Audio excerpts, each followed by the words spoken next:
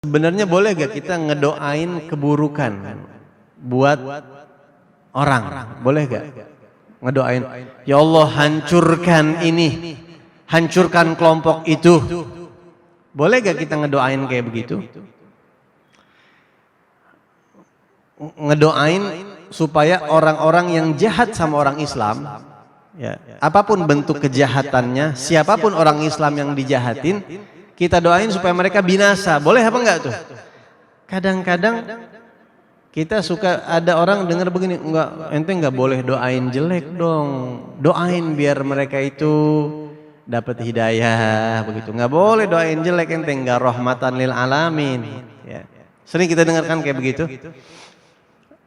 Pertanyaannya boleh apa kagak? Begini, Al-Imam An-Nawawi di dalam kitab Al-Adhkar An-Nawawiyah, itu kitab dibaca sama para habaib. Di situ ada bab khusus. Nama babnya babu jawazi du'ail insani ala man zalamal muslimina au zalamahu wahdah. Nama babnya begitu. Bab ini menjelaskan tentang bolehnya seseorang mendoakan keburukan, kehancuran, keburukan, kebinasaan untuk orang-orang yang menzalimi umat Islam, atau doa jelek buat orang yang ngezalimin dia sendiri. Boleh. Bahkan Imam Nawawi mengatakan hadzal bab wasi'un jiddan. Bab ini bab yang sangat luas sekali, kata beliau. Terlalu banyak dalil-dalilnya dari Al-Quran dan dari hadisnya Nabi Muhammad SAW. Gitu. Banyak. Ente boleh buka tuh kitab. Kalau ente yang ngerti-ngerti baca kitab, buka situ ada. Apalagi kalau ente bisa baca syarahnya Al-Adhkar. Boleh apa kagak? Boleh. Kita ngedoain keburukan buat orang yang menzalimi umat Islam atau ngezalimin diri kita sendiri. Secara hukum boleh. Rasulullah pernah, Habib? Pernah.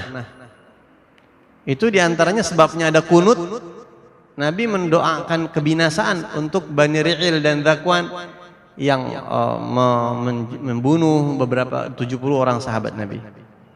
Termasuk juga Nabi mendoakan keburukan kepada orang-orang Quraisy yang terlalu parah jahat sama Nabi. Allahumma alaika bil mala' min Quraisy. Allahumma alaika bil mala' min Quraisy. Ya Allah, kelompok orang-orang Quraisy tertentu saya serahkan kepada Engkau, mereka habisin dan mereka ya Rabb. Dan orang-orang yang disebut, yang didoain begitu sama Nabi, semuanya terbunuh di perang Badar, habis semua. Jadi ada itu. Ada. Terus bagaimana dengan doa Nabi Muhammad yang Nabi Muhammad mendoakan kebaikan untuk orang-orang yang nimpukin Nabi? Ini kan kadang-kadang dijadiin kontradiksi, keterangan ini sama keterangan ini begitu. Jadi orang kagak. Memang orang itu kalau mengkaji ilmu nggak cukup ilmu doang. Ilmu doang nggak cukup. Kalau cuma ilmu doang ente bingung. Di sini Nabi doain binasa, tapi kok di sini Nabi ngedoain baik. Allahumma hdi qaumi. Ya Allah, berilah hidayah kepada kaumku, fa innahum la ya'lamun. Syuf, ente lihat Nabi Muhammad ditimpukin, Nabi enggak marah. Nabi enggak terus begini, enggak didoain sama Nabi. Begitu Nabi Muhammad. Jangan doain jelek ente. Bingung enggak ente? Ini kurang piknik, apa kagak ngerti pemahaman antara dua konteks yang berbeda begitu. Ya, kan begitu tuh. Akhirnya ribut orang Islam ribut gara-gara bab pembahasan gituan. Walhasil. Bagaimana benang merahnya? Jadi begini benang merahnya itu. Nabi ngedoain hidayah sama doain binasa itu konteksnya beda, yang diadepin beda. Kalau yang didoain dapat hidayah, udah jahat sama Nabi tapi Nabi tetap ngedoain biar dapat hidayah. Allah, mereka nggak tahu konteksnya apa. Mereka orang-orang yang nggak kenal tentang siapa Nabi Muhammad. Yang nimpukin Nabi Muhammad itu yang pakai batu tuh siapa? Orang-orang Taif. Orang Taif nggak kenal Rasulullah nggak hidup di tengah mereka, nggak kenal, apalagi tahu ini utusan Allah. Nggak kenal, Nabi itu orang asing dianggapnya sama mereka, kenal-kenal begitu aja. Berbeda sama yang Nabi doain hancur, karena mereka udah tahu Islam kan. Orang Quraisy, laqad ja'akum rasulun min anfusikum, kalian sudah kenal Nabi Muhammad itu. Sampai Allah bilang, wa ma sahibukum bimajnun. Allah bilang sahibukum.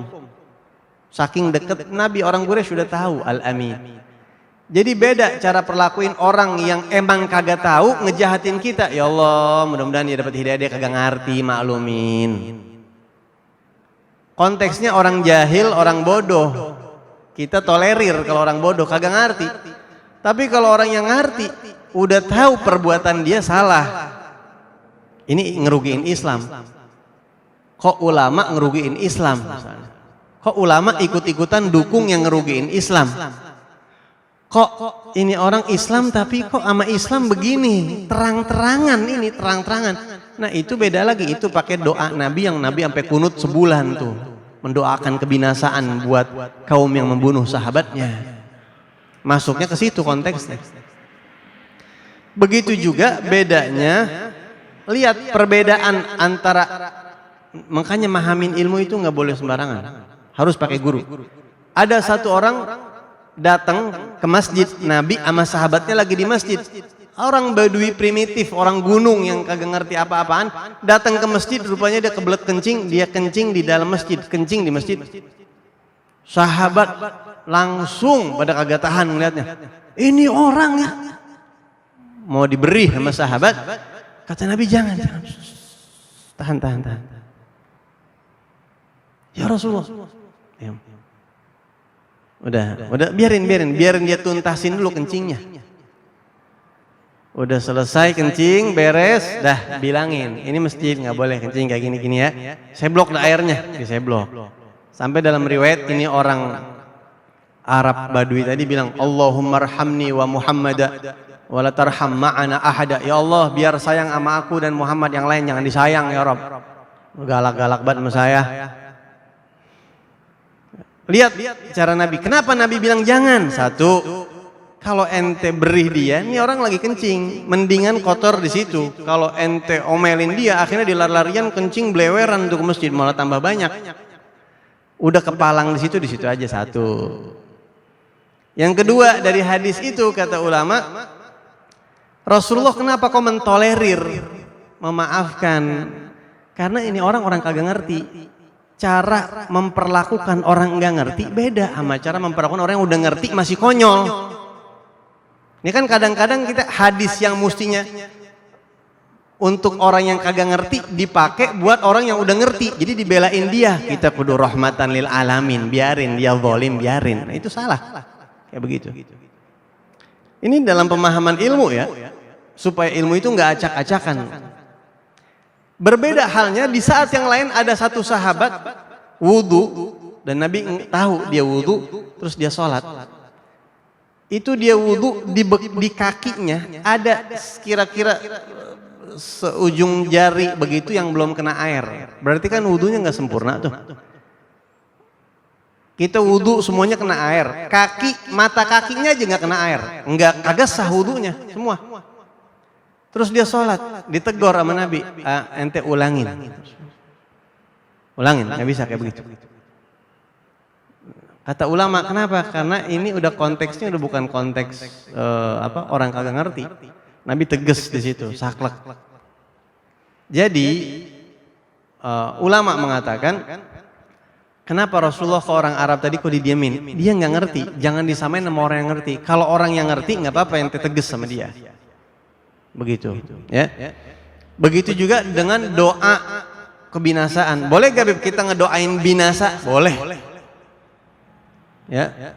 Allahumma aslihna wa aslih man fi salahihi salahul islam wal muslimin. Ya Allah, perbaikilah kami dan perbaikilah pihak manapun yang kalau dia baik untung buat orang Islam, nguntungin umat Islam.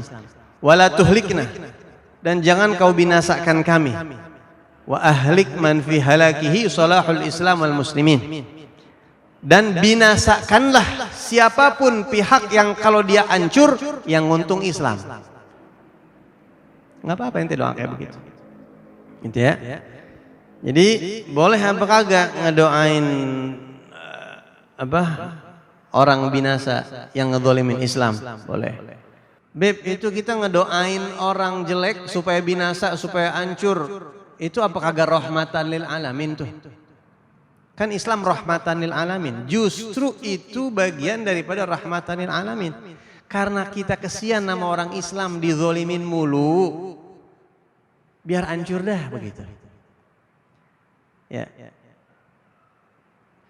Justru yang bahaya itu orang zalim didoain panjang umur. Wah, bahaya banget itu. Ada orang zalim, terang-terangan zalim, belak-belakan, kadang-kadang korupsi, kadang-kadang ngezalimin orang begitu ya. Ngejahatin orang misalnya. Tahu-tahu kita doain mudah-mudahan biar beliau sehat afiat panjang umur.